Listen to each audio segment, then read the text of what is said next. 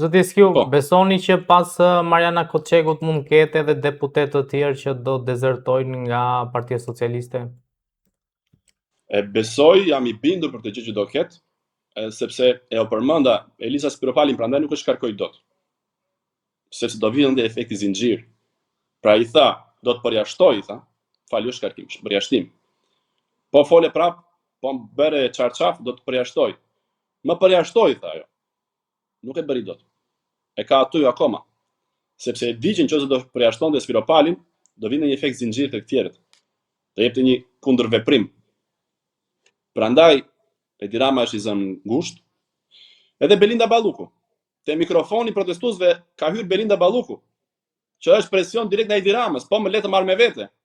Pra ka njerëz aty që thonë, jo Belinda në burg, Berisha në burg, ku shkojnë qytetarë të thjeshtë, qytetarë që marrin mikrofonin dhe kërkojnë Rama burg, Belinda burg, janë njerëz të Belindës aty që kontrollojnë mikrofonin dhe thonë, jo Belinda në burg.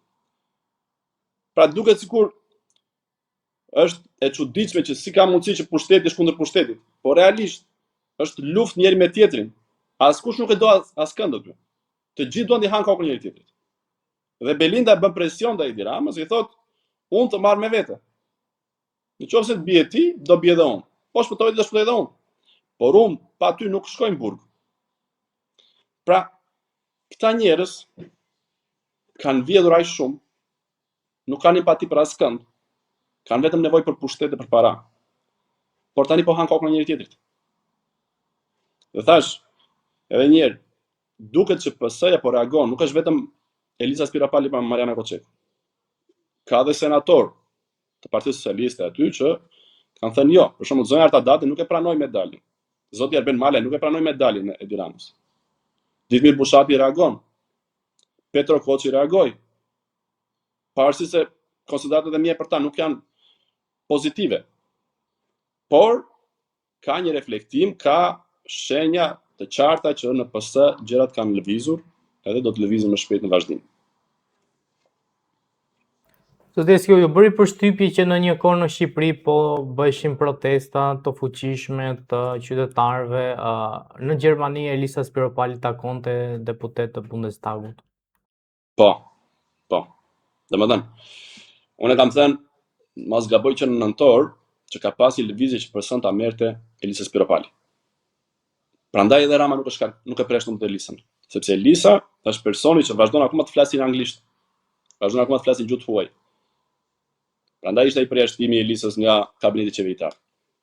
Sepse ishte propozimi që le të vazhdoj Partia Socialiste ta drejtojë Shqipërinë deri në 2029, por jo me Edi Ramën, me Elisa Spiropali. Edi Rama nuk e pranoi këtë gjë, i kërcënoi, ta ju shkatroi, ju sakatoi, tha. Nuk ka qeveri socialiste pa mua kryeministër. Nga ana tjetër kam thënë këtë gjë që Elisa në shkrimin e parë që bëri pas u përjashtua i tha në mes rreshtash Edi Ramës, pra një sy i vëmendshëm me kap, ti dhe Belinda do dilni nga politika, ndërsa unë do vazhdoj në opozitë me Partinë Socialiste, sepse plani i parë nuk u realizua, që të ndëroi Rama me Elisën. Kështu që kontaktet akoma të vazhdueshme të Elisës janë kokçarje shumë e madhe për Edi Ramën, por edhe tregues që me gjaz Partia Socialiste do të përfundojë në duart e Elisës. Nuk do të jetë kaq e forca që është, pa diskutim, por që to janë shenjat. Elisa ka akoma mbështetje ndërkombëtare dhe është personi më i përshtatshëm për ta drejtuar një parti dhe për ta kthyer drejt socialistëve, për ta vrarë një herë për gjithmonë rilindjen, sepse ishte vetëm një organizatë kriminale që shkatroi ekonominë, që kriminalizoi shoqërinë, sepse edhe këto call center nuk është vetëm trafiku i drogës. Edhe call centrat po e mësojnë rinin ton si të mashtroj, si të bëj gropën tjetër ekonomikisht.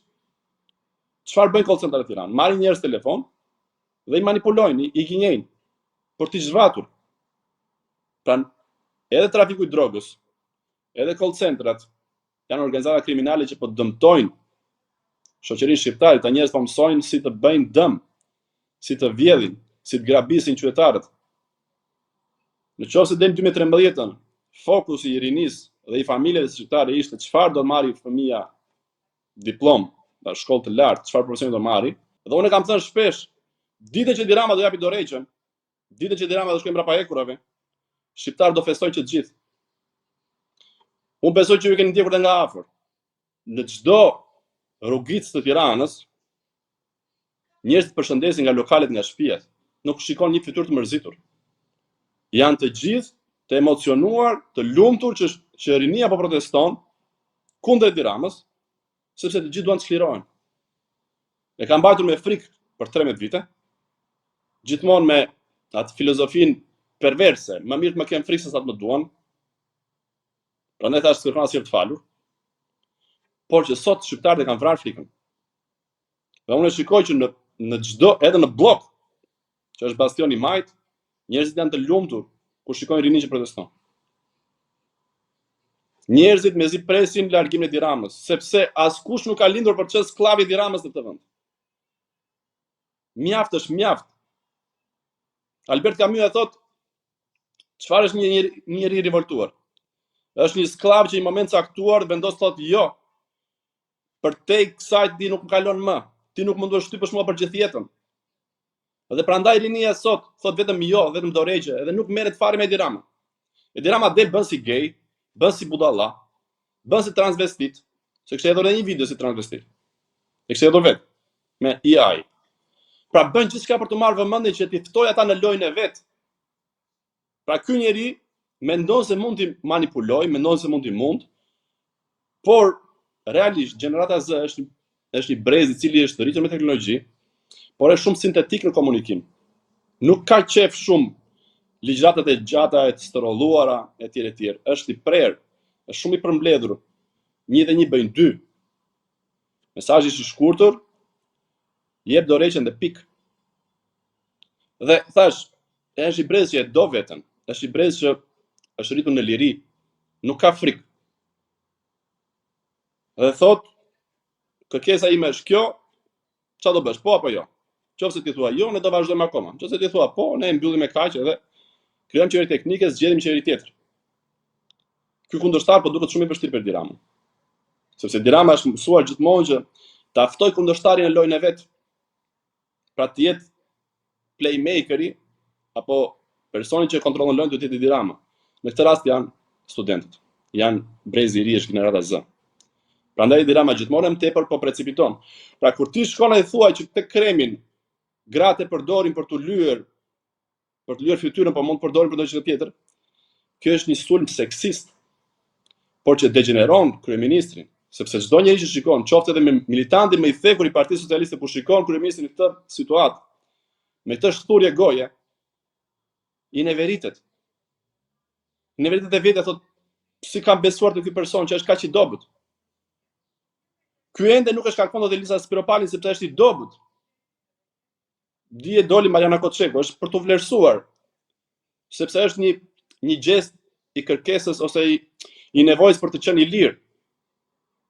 Normalisht që deputetët do duhet të kërkojnë të falur për çfarë ka bërë, që ka mbështetur ligjin e shumëgjinive, që është shkatrimi i familjes e shkatrimi i fëmijës, do të kërkojnë të falur që ka mbështetur vetë Partia Socialiste, ka votuar kundër SPAK-ut për arrestimin e Belinda Ballukut. Por gjithsesi është një veprim që vjen për këtyre protestave dhe tregon që socialistët po reagojnë. Dhe Edi Rama thash, është shumë ngushtë në këtë situatë. E ka kërkuar që në nëntor, ka kërkuar disiplinë parti, ka kërkuar që të jenë gjithë bashkuar, sepse po i ka unë ka thënë do shkatrohet PS-ja dhe ka drejt do shkatrohet vërtet, sepse meriton të shkatrohet, sepse nuk ka mbushur as i premtim, e ka kthyer Shqipërinë në një narkoshtet. Ne shohim vetëm vrasje dhe kriminalët i gjen kundërshtari i vet më shpejt sa i gjen policia e shtetit. Pas 10 vitesh Mojsia Bilaj, që bënte plazh në Borsh, u arrestua. 10 vite për të arrestuar një person që mbush Italinë me drogë.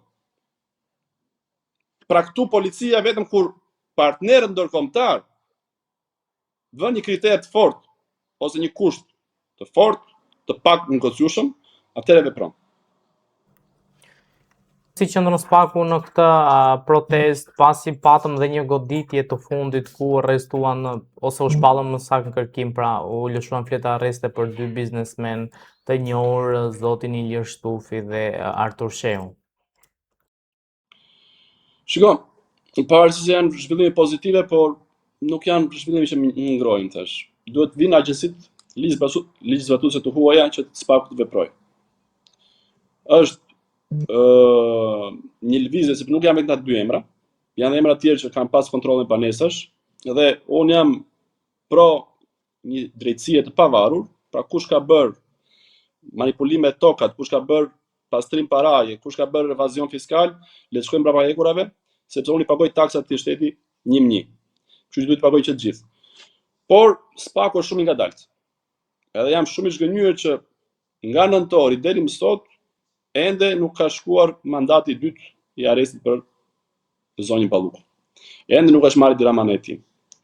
Edhe këto flet arrestet, nëse do ekzekutohen, nëse do të shkojë deri në fund, do e marrë vlerësimin tim personal. Por deri më sot unë jam skeptik.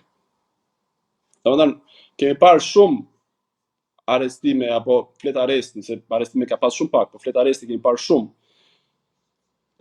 Konfiskim pasurie kemi parë disa, por këto janë rikthyer prapë.